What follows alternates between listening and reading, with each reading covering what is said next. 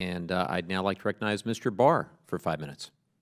Thank you, Mr. Chairman, and thanks to all of our witnesses for your advocacy on behalf of our veterans, in particular our women veterans. You know, in this country right now, there's actually a labor supply shortage. There's a real crisis in our economy with respect to inadequate labor supply.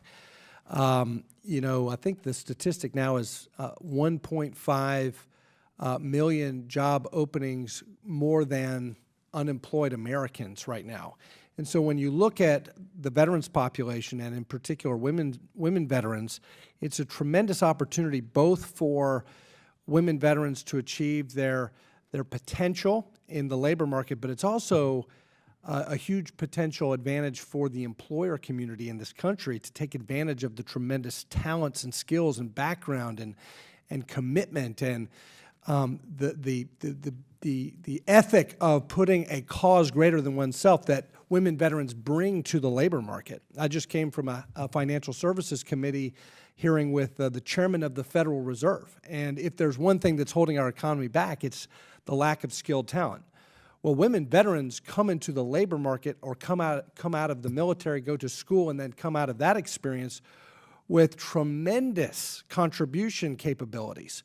So my question is, to any of you, is it your experience in advocating for women veterans that there's more challenges that women veterans have than the overall veterans community in terms of communicating the opportunities for employers to tap into this great potential labor force? If I may, sir, it's a great question and a great observation.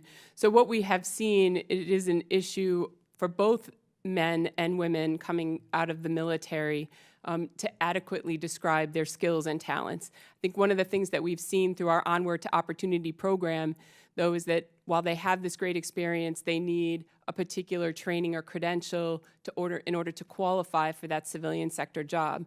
So as you point out, given the labor market conditions, what we're trying to do is to introduce different training and credentialing programs to give them that certification, and more significantly, to directly connect them to a network of more than 1,000 employers to create that opportunity. I think that's really been one of the other challenges, is making that meaningful connection as you transition out to a meaningful employment opportunity long term. So while there is a challenge for women veterans, it is a challenge across the veteran community. Well, thanks for your great work on that. And as a follow-up question to anyone, does the employer community, or maybe the chambers of commerce around the country, do we need to do a better job educating that community about the women veteran community as a potential source of applicants?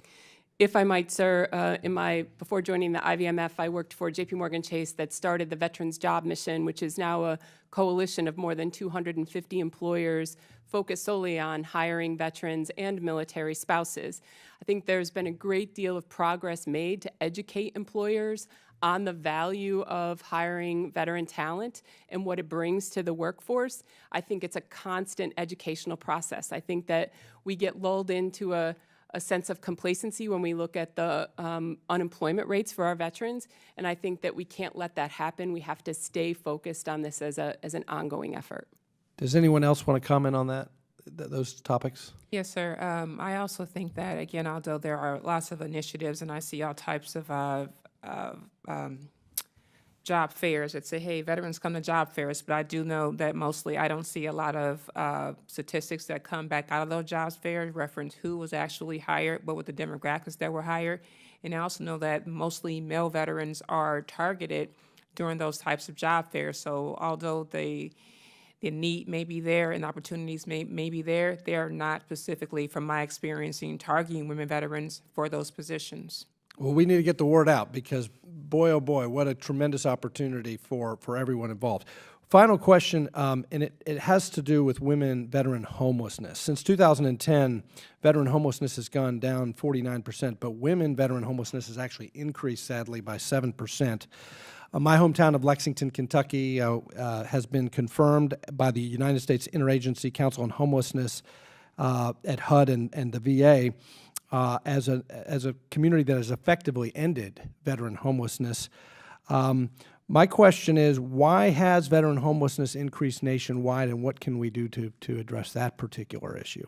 So you mentioned a statistic that was given out in 2010 and why it increased. The Government Accountability Office report in 2011 showed that VA or HUD didn't track women veterans until 2011. So I suspect that they were out there and were just not tracked. And so I think they're making strides towards tracking them, but the methods that are used, again, are kind of faulted by that federal definition. Even our organization, who has a transitional housing facility, the only one in the D.C. metro area for women veterans and their children, we were told that they do not count the women veterans in our transitional housing as homeless because they did not come out of a shelter or off the streets.